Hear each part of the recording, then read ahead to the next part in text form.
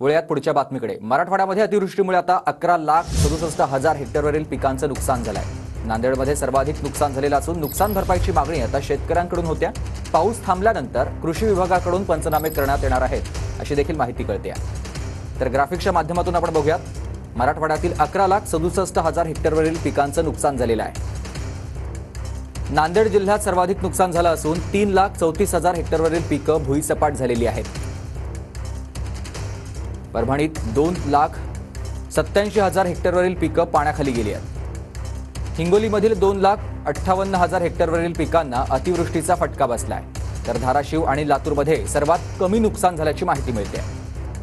तात्काळ पंचनामे करून नुकसान भरपाई देण्याची शेतकऱ्यांची मागणी आहे सरकारकडे। पाऊस थांबल्यानंतर कृषी विभागाकडून पंचनामे करण्यात येणार आहेत अशी देखील माहिती कळते।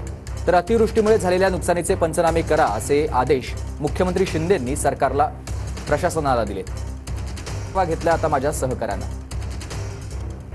गेल्या 3 दिवसापासून मुसळधार पावसाने हजेरी लावली होती। नदी नाल्यांना मोठा पूर आला होता। सर्वत्र जे आहे ते जनजीवन विस्कळीत झालं होतं। मात्र काल रात्रीपासून पावसाने विश्रांती घेतल्यानंतर पावसाने उसंत घेतल्यानंतर जे आहे ते आता पूर ओसरायला सुरुवात झाली आहे।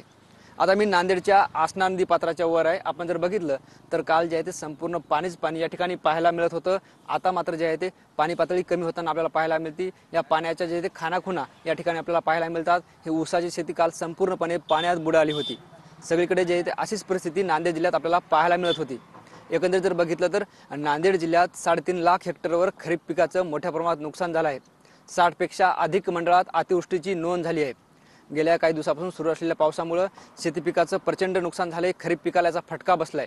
त्याचबरोबर अनेक नागरिकांच्या घरातही पाणी गेलं होतं। आज जे आहे ते नांदेड दौऱ्यावर विरोधी पक्षनेते अंबादास दानवे, संजय राऊत, त्याचबरोबर जे आहे ते आदित्य ठाकरे हेही येणार आहेत आणि या सगळं नुकसानग्रस्त भागाची पाहणी करणार आहेत। कॅमेरा पर्सन गणेश मोरेसह मी ज्ञानेश्वर लोंढे, TV9 मराठी, नांदेड।